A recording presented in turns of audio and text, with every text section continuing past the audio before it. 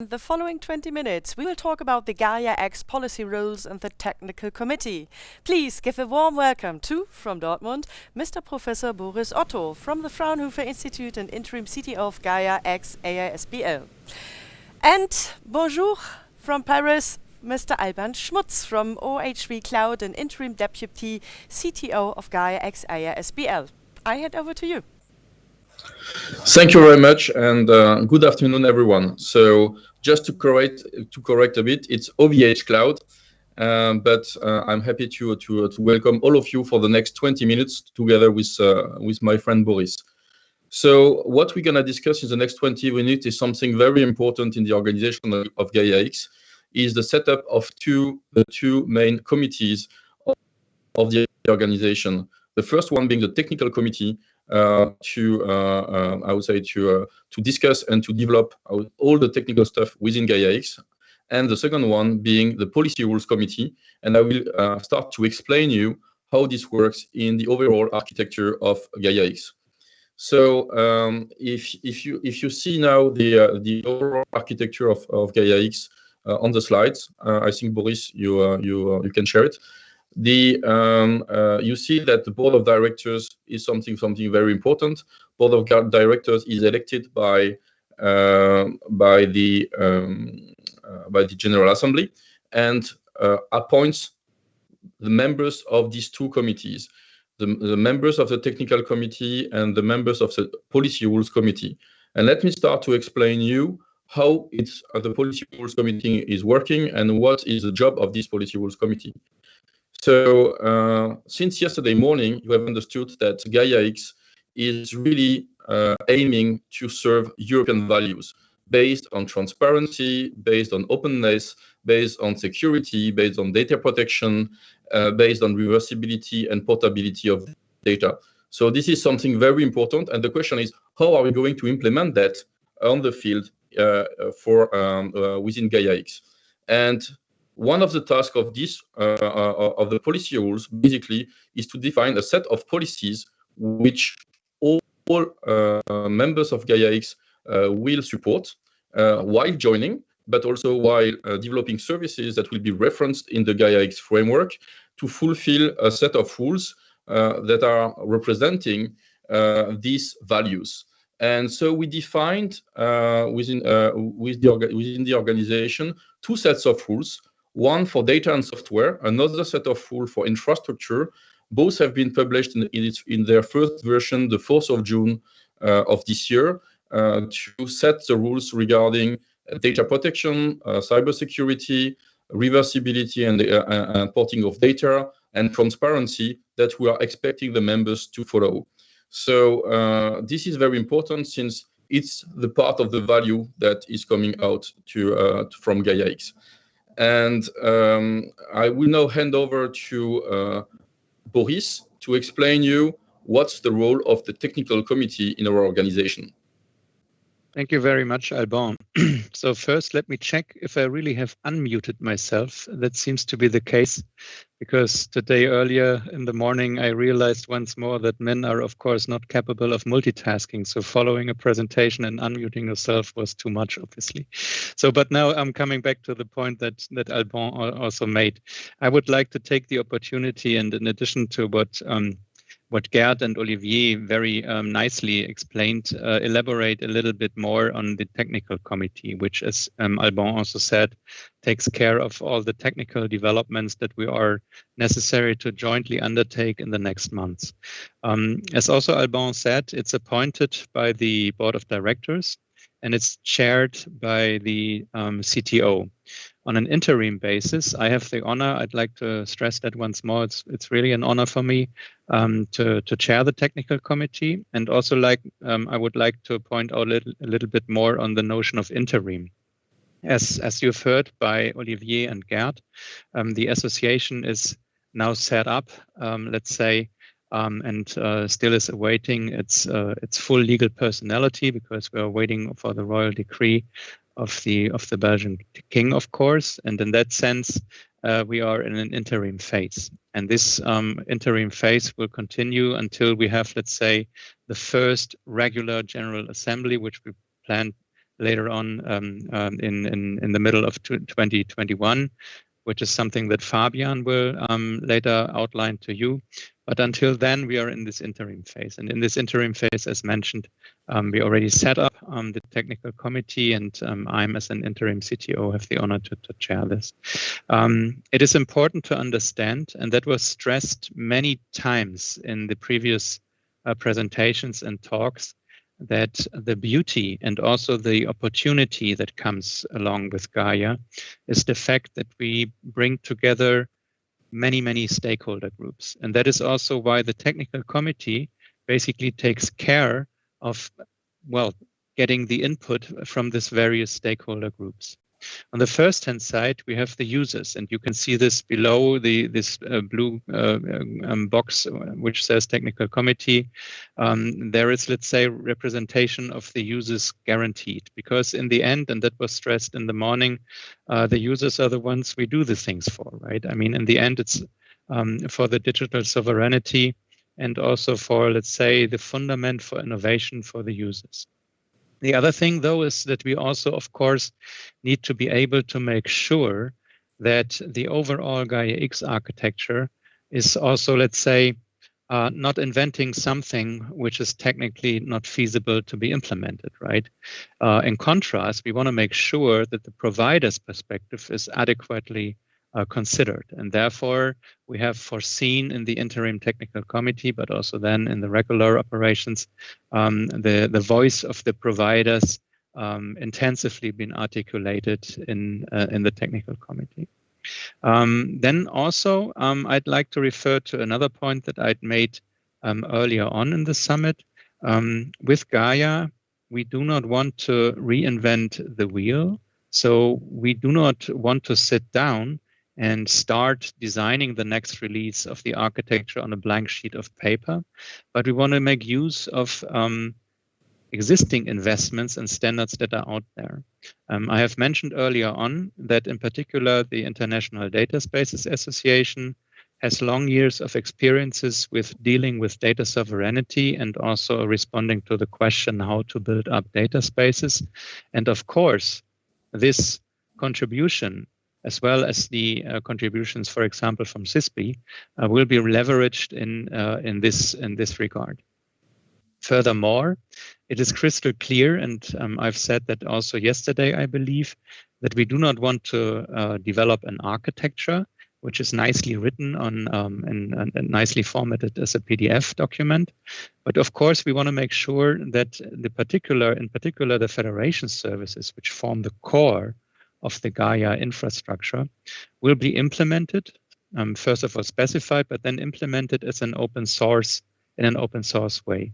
This is of crucial importance, and I'd like to stress it once more, because open source is per se an anchor of trust for what we do. And of course, it allows us to utilize the power of the many, let's call it like that. And therefore, the federation services and their open source implementation play a very prominent role in the composition of the technical committee. And then, of course, the core of the technical committee activities is to sit down and also make sure that we all together, write the, what did Peter Kramer say? Act as a grail holder of, let's say, Gaia-X, and the common understanding of this, of how this grail should look like, is documented in the architecture document. This architecture work stream, to call it like that, rests mainly on the things that was also mentioned by Peter Kramer earlier on, has been carried out in the past as Workstream 2 over the last 12 months, I believe, and that is also good news, where lots of great things have already been achieved. And as you know, we already have published a first version of the Gaia-X architecture. It's now up to us to broaden the field a little bit, to get an impressive number of new contributors on board, and to really sit down very, very soon and very, very intensively to come up with the next version of the technical architecture of the Gaia-X infrastructure, but also in particular of the architecture of standards, which will then specify the technology agnostic architecture document. And you can very well imagine that, let's say, the driving forward and the development of a joint initiative as Gaia-X will probably materialize in a wide array of different activities, projects, and working groups.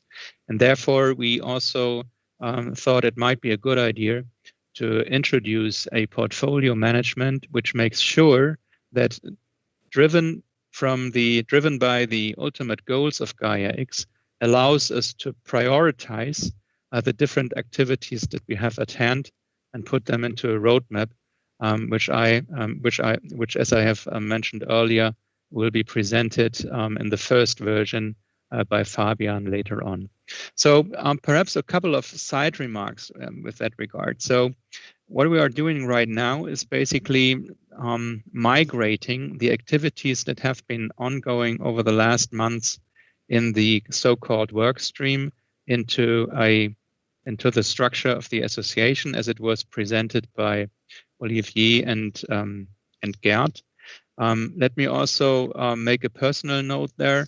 For me, it is of utmost importance to also stress that it's really impressive how much enthusiasm and contribution we could all together observe over the last 12 months.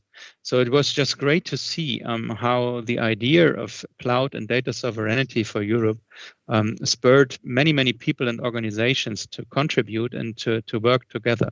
So there was some sort of a like startup feeling, right? It was just a great thing to see.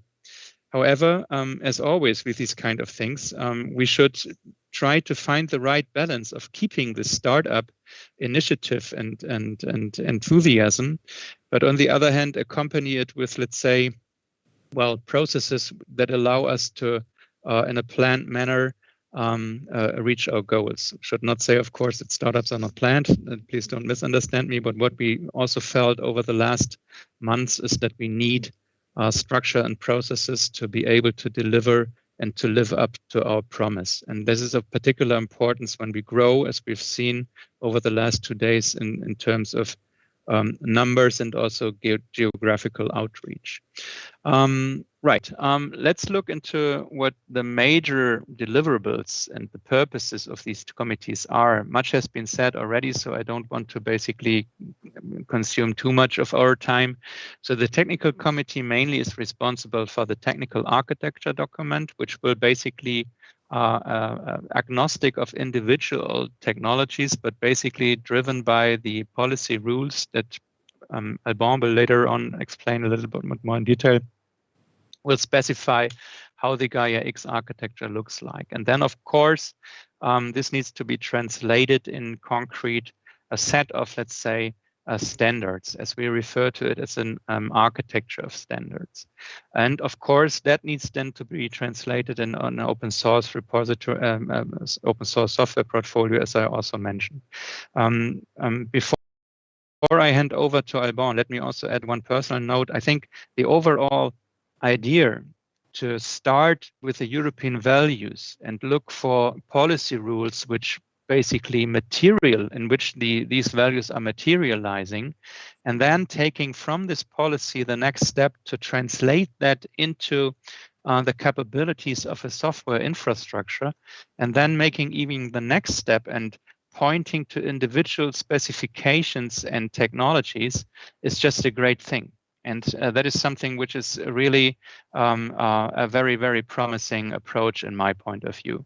But on the other hand, that is also not a totally easy thing to do. So we all need to sit together soon, basically after the summit, and make sure that we come up with as consistent as possible foundation for this process, which carries much beauty, but as said, which we really need to ground in a consistent and a solid and sound conceptual foundation. But with having said that, I'd like to hand over to Alban. Alban, please.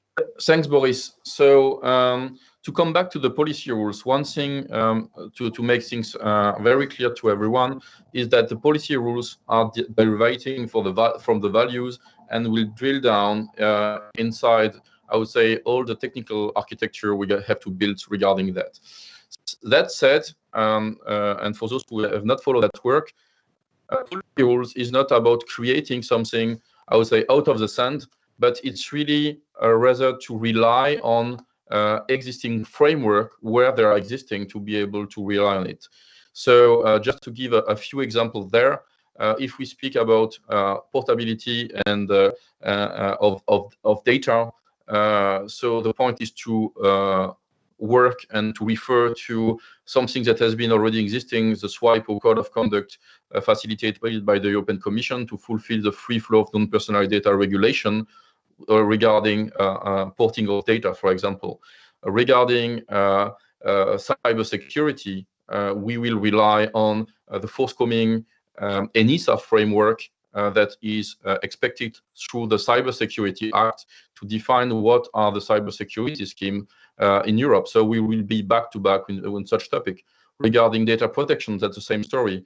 We already have been working on codes of conduct in the area, and I'm chairman of CISPE, stands for Cloud Infrastructure Services Provider in Europe, and we already defined a code of conduct for cloud infrastructure services regarding data protection there. So the idea is not to reinvent any wheel. The point is to refer to existing wheels that helps us to move things forward. There will be some areas where existing framework are not existing, so then we'll have to deal with them inside the organization. But the aim is really to not to do it things necessarily inside, but to rely on, I would say, workable and recognized frameworks outside of the organization.